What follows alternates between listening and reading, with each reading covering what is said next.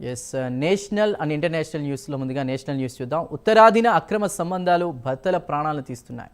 ఉత్తరప్రదేశ్లోని మీరట్లో navy officer భార్య తన ప్రియుడితో కలిసి భర్తను దారుణంగా హతమార్చింది. ముక్కలు ముక్కలుగా నరికి ఓ డ్రమ్లో పడేసి పైనుంచి సిమెంట్ పూత వేసి తప్పించుకోవాలనుకుంది. ఈ ఘటన ప్రస్తుతం కలకలం రేపింది. ఈ ఘటన మర్చిపోకముందే తాజాగా రాజస్థాన్ వంతు వచ్చింది. జైపూర్కు చెందిన ఓ యువతి తన ప్రియుడితో కలిసి భర్తను హత్య చేసింది. శవాన్ని ఓ గోనె సంచిలో వేసుకుని బైక్పై వెనక కూర్చుని అడవికి తీసుకువెళ్లి కాల్చివేయాలనుకుంది. ఈ ఘటన ప్రస్తుతం జైపూర్లో కలకలం రేపుతోంది. కాగా ఆమె బైక్పై భర్త శవాన్ని తీసుకువెళ్తున్నటువంటి సీసీ ఫుటేజీని పోలీసులు విడుదల చేశారు. ప్రస్తుతం ఈ వీడియో రాజస్థాన్లో వైరల్ అయింది.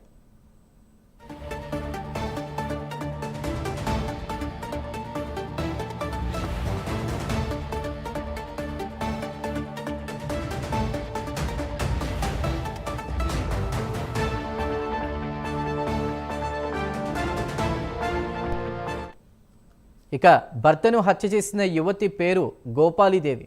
ఆమె ప్రియుడు దీన్ దయాళ్ కుష్వాకు గత 5 సంవత్సరాల నుంచి అక్రమ సంబంధం కొనసాగుతోంది ఆమె ప్రియుడితో. కాగా ప్రియుడిని కలిసేందుకు తాను ఫ్యాక్టరీలో పనిచేస్తున్నానని అబద్ధాలు చెప్పేది. అయితే ఆమె వ్యవహార శైలిపై అనుమానం వచ్చిన భర్త ధన్నాలాల్ షైనీ గత శనివారం నాడు ఆమె ఎక్కడికి వెళుతుందో వాకప్ చేశాడు.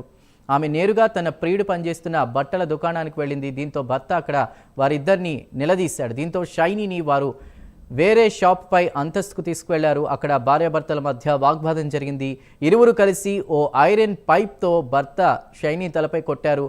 తర్వాత అక్కడే ఉన్నటువంటి ఓ తాడుతో గొంతు బిగించి చంపేశారు.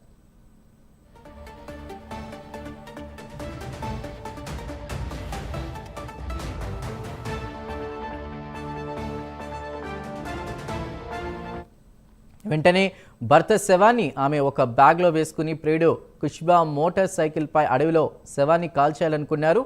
వారు ప్రధాన రహదారుల గుండా వెళుతున్న ఫుటేజీని పోలీసులు స్వాధీనం చేసుకున్నారు. అయితే శవాన్ని వారు జైపూర్లోని రింగ్ రోడ్ సమీపంలో దించేసి అక్కడే శవాన్ని కాల్చేసి ముఖం గుర్తుపట్టకుండా చేశారు. కాగా షైనీ శవం సగం మాత్రమే కాలింది. కాగా వారు ఓ కారు వీరిని సమీపిస్తుండగా వీరిద్దరూ అక్కడి నుంచి పారిపోయారు.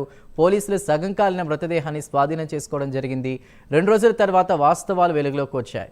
ప్రస్తుతం గోపాలీదేవిని పోలీసులు అరెస్ట్ చేశారు. ఇక కుష్బా పరారీలో ఉన్నాడు.